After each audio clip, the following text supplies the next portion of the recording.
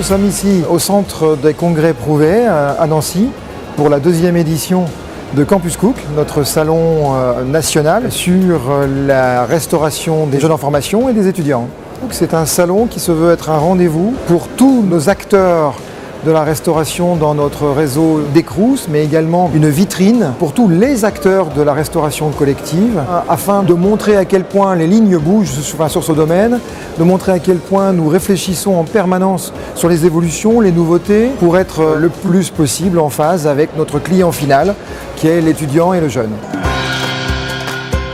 Cette édition accueille plus de 800 collaborateurs de tous les Crous de France. Et puis nous avons aussi des confrères allemands, des confrères italiens, belges, même portugais, qui venaient pour s'intéresser, se poser les mêmes questions que nous sur qu'est-ce qu'il convient de faire à manger pour que l'étudiant puisse avoir le meilleur parcours alimentaire possible dans le cadre de sa réussite.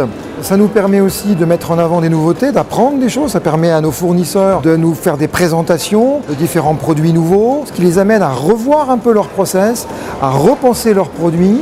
La technologie évolue énormément en matière de restauration. Tout ça, je pense, est très vertueux.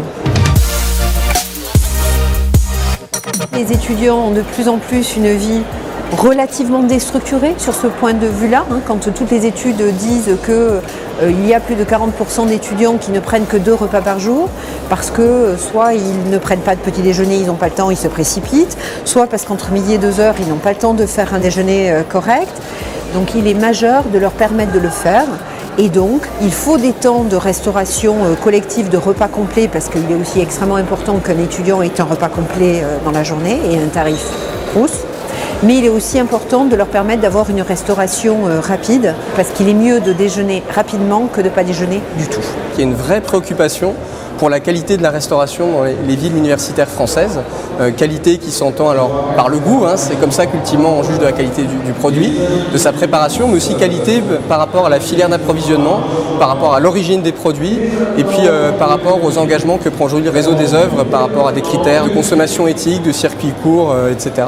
Donc ça va se retrouver aussi bien dans les aliments que dans les contenants, je dirais, les serviettes, les assiettes, voilà. Donc c'est vraiment l'image d'un réseau des œuvres qui se modernise pour correspondre aux attentes de la société en général et du monde étudiant en particulier. Les enjeux, c'est le logement, je crois que c'est le premier enjeu, et le deuxième enjeu, c'est trouver des rythmes de vie qui conviennent, et notamment pour la restauration, nous on doit faire des efforts pour qu'ils aient le temps de manger, et après il faut qu'on puisse s'adapter à leurs envies.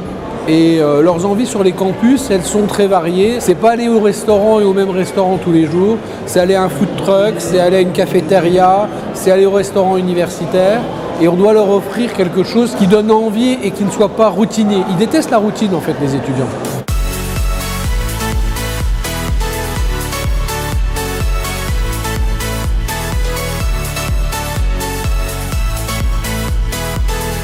Il faut se projeter parce que de toute façon, il faut être en capacité d'être ambitieux et d'aller chercher justement ce qui pourrait être le plus en phase avec les aspirations des étudiants de demain.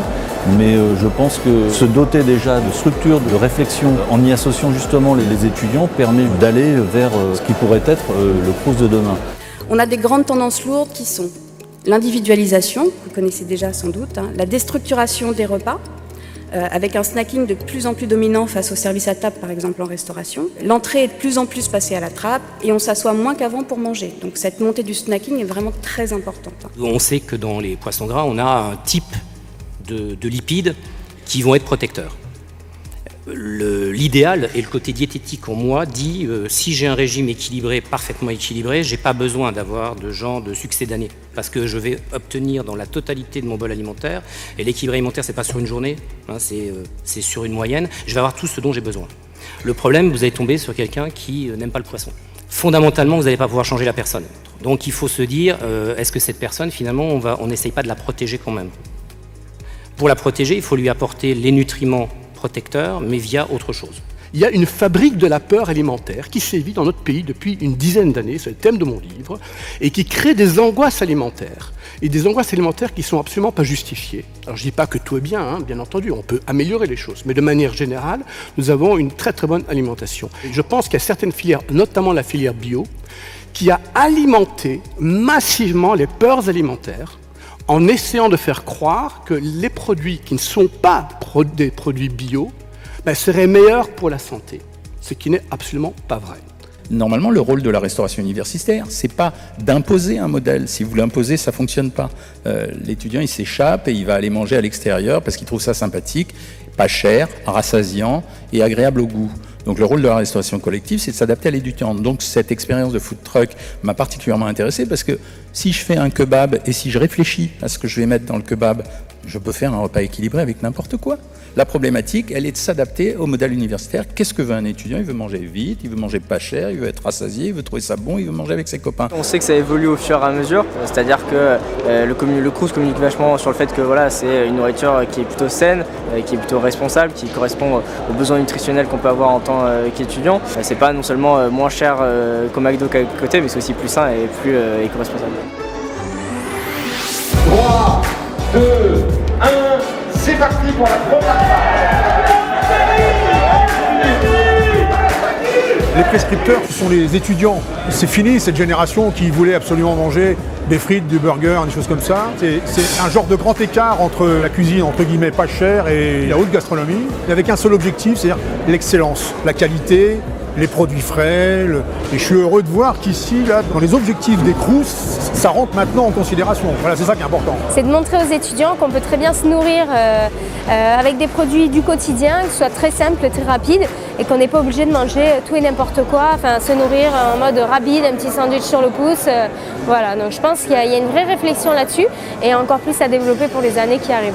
Nous sommes en fait, finalement, les Crous sont des promoteurs de réussite étudiante.